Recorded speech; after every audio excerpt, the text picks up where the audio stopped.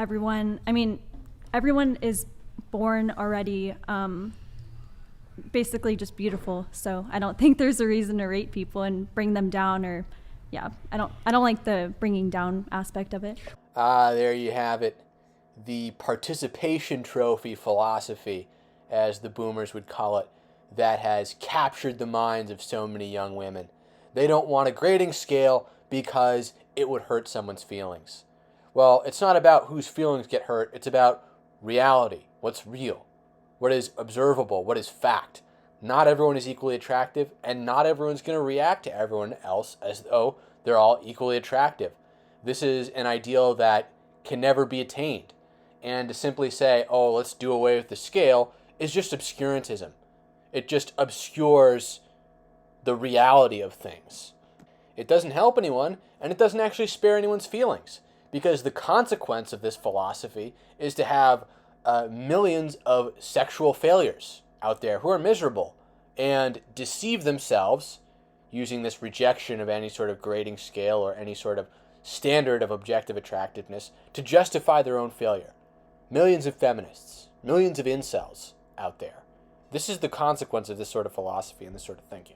Well, I don't think it necessarily brings people down, but I feel like it could. It could. Yeah. I agree with you, actually. I think that everybody can be beautiful, but I think it would be naive to say that we're all equally attractive. There we go. They have to bring in Mr. PhD, Mr. Official Science Man, to explain to these young harlots the truth of human nature, to burst their bubble, so to speak. And he's even got to couch it. I think everyone can be beautiful, but it's wrong to say that everyone's equally attractive. In conceding that everyone can be beautiful in some abstract sense, he is attempting to sidestep, to disarm and diffuse this emotional reaction that women like these are prone to having when you say that, when you tell them the truth, basically. But the kicker is that you really only know your sexual marketplace value when you get into a relationship. So it's like, I knew somebody that I was very close to. She was an artist, and she had never sold a painting before. And she started by offering her paintings for $100,000, which, God bless her, I love the courage with that, but it just wasn't really realistic that someone was going to buy a piece of art for $100,000 from an unknown artist. It was only when she began to bring down that price that we got to see what that painting was actually worth. And that only occurred because somebody was willing to pay X amount for it. Until then, the actual price or the value of that painting was kind of like just pure potential. We only really realize worth in the moment of transaction, which can only occur between two individuals. So you're saying, okay, so then let's say the girl gets into a relationship, then how do you determine her SMV from the guy's status? Yes. So I think that you can kind of, in this framework, determine a woman's sexual marketplace value by the normalized sexual marketplace value of the men who are willing to get into a relationship with her, and you can determine a man's male sexual marketplace value by the normalized sexual marketplace value of the women he is able to sleep with. Okay, what if she's gay? How do you determine her SMV? I don't know. I guess you could do it. I think most of these concepts apply also to gay relationships. But I don't know if lesbians are hypergamous. They are really big on commitment. There's an old joke about what does a lesbian bring to a second date, and it's a trailer because she's moving in. You'll notice in his answer on the issue of homosexual relationships between women that his answer is basically that their dating market is totally busted, right? It's commitment. That's the main thing. Obviously, a dating pool comprised entirely of women will be utterly skewed and distorted by women's preferences with unhealthy results. Nobody looks to the animal world, at chickens, for instance, and wonders why hens don't behave just like roosters and have the tournament-style mating strategy, the congenital aggression which all male roosters possess towards one another. No one's asking, would it be better? Would the overall welfare of chickens be improved if they all behaved in this way in terms of mating? Obviously not. And mankind is no different than the animals in this sense. But leftists, in their transhumanist hubris, have completely forgotten this. Right? Men and women evolved. I don't believe in evolution at all, but for a general audience, I'll say men and women evolved these preferences and behaviors, these checks and balances, natural counterweights, so population remains stable. You don't think we're still subject to these laws? Obviously we are. And it's nonsensical that you would think just a population of people who aren't even interested in the opposite sex would yield any kind of healthy, constructive results for humanity as a whole. So there's takes all kinds, but there is my understanding, a big bent in lesbian relationships towards commitment. Okay.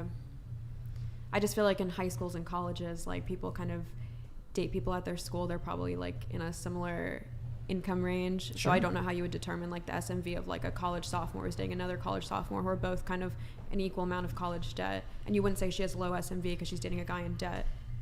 You can see Farah circling, trying to find an opening so she can just deconstruct here. She can't, obviously, because this is a more or less accurate presentation of SMV from an actual science man. But obviously Farah is neglecting here that people who are able to even go to college tend to be of a certain economic class. There is the degree-holding class. And also, not all college kids are necessarily in debt. Some get scholarships. Some have parents that are wealthy enough to pay it all off. Not to say that getting a college degree is necessarily a golden ticket, but it is becoming increasingly hard year on year to find a person who didn't go to college and then makes over $100,000 a year. And not getting scooped up by a millionaire, right? So doesn't that kind of make your definition of SMV kind of irrelevant to most dating instances? No, because I think it's based on the context in which you exist. So we can say that people might have a normalized sexual marketplace value for the culture at large, but maybe the culture that and the context that matters most to you is your campus. Or maybe it's even just like the people in your homeroom class. Like there's all kinds of hierarchies within social systems as soon as more than two people start to relate to each other. What he just said is something that literally everyone knew intuitively before leftism came along, before feminism and the sort of critical theory deconstruction of human relationships came along.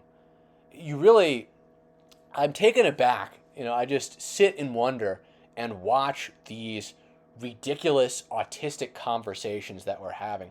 Like people just understood this organically, and now we have to relearn this. I understand it. I can parse it out intellectually, but it boggles my mind that people are still leftists. It boggles my mind that this man even had to explain this to Farah. It really shows you the dereliction of their thinking. Okay, so then you would then judge it based off like, okay, is that guy an athlete? Is he like doing well, or like what would be in high school? metrics? Yeah, that's the stereotypical one. It's like who is the big man on campus is the quarterback, right?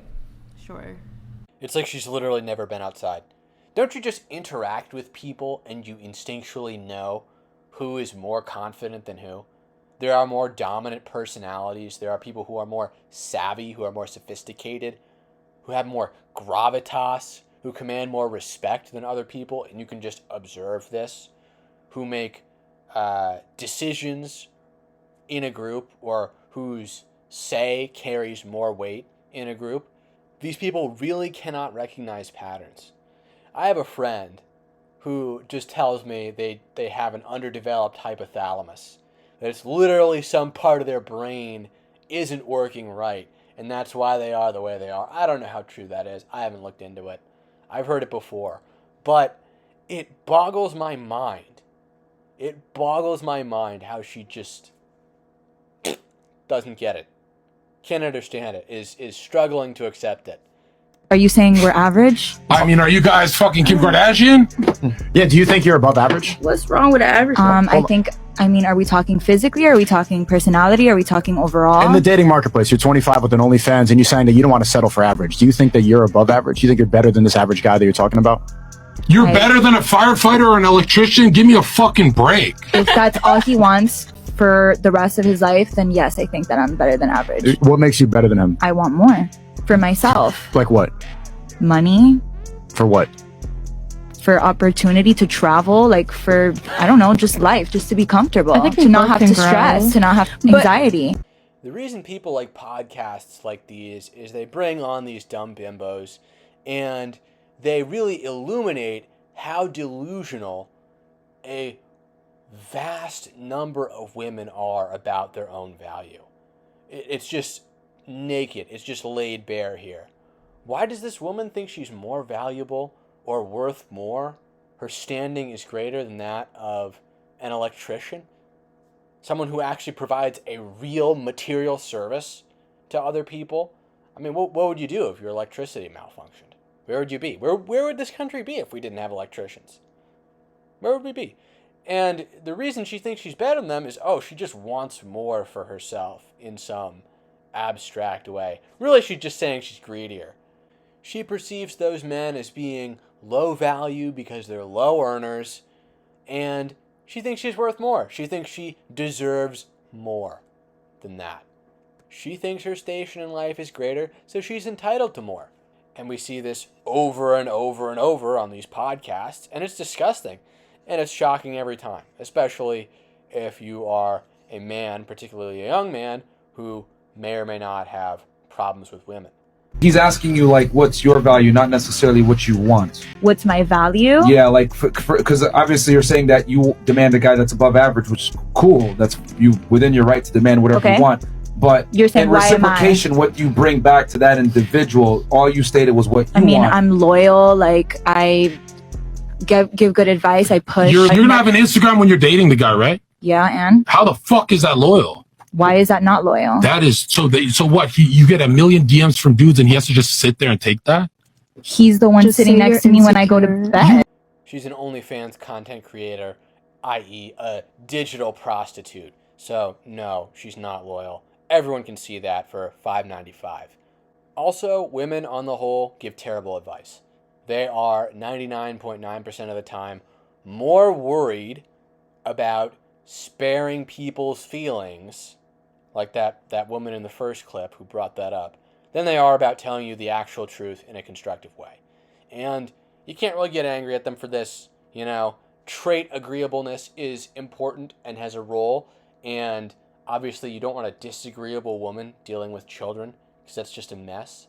But this trait doesn't at all come in handy when people need to be told a couple of home truths, which is increasingly important in today's society, and something you don't see at all in the public education system, which, by and large, is staffed and run by women. Social media has truly distorted women's sense of hierarchy. It's distorted everyone's sense of hierarchy generally, but these podcasts like Fresh and Fit and whatever podcast really put a spotlight on how women's sense of hierarchy and order has just been totally obliterated. This woman's loyal when she has an OnlyFans. What does she think? She's June Cleaver? Would June Cleaver have an OnlyFans? Come on, get real. And part of the way that social media has cultivated this delusion in this woman's mind is that it's now easy. She has all these simps at her fingertips. The internet has made it easy to connect her with countless, boundless numbers of simps who will pay for her OnlyFans. So she's making money. She's now probably out-earning this firefighter or electrician, which is why she thinks she's better than them. She can out-earn them, so she thinks she's worth more, despite the fact that literally anyone with a credit card and internet access can pay to see her naked body. How much money is in your bank account? 100K. You've got 100K. How old are you? 18. 18 with 100K? What are you doing? I sell feet pics. You sell feet pics. Where do you do that? I sell it on Fun with Feet. Damn, I'm about to sell my feet. You reckon I can get away with it? Maybe. Are they attractive or? It's easy. It's easier than ever for a young woman to monetize her beauty. And this has had disastrous consequences. This is a distortion of the natural sexual marketplace. Really boggles the mind that people will defend this behavior, especially in regards to the feet, that this 18-year-old woman can have $100,000 in her bank account because that many men are, for whatever reason, so perverse that they're willing to pay to see pictures of her feet. I've never understood why some people have that fetish, but they do. And technology has totally upended the way that the sexes interact with one another, and we are not coping in a healthy and constructive way. Anyway, that's it for this video, and Red Channels will catch you in the next one.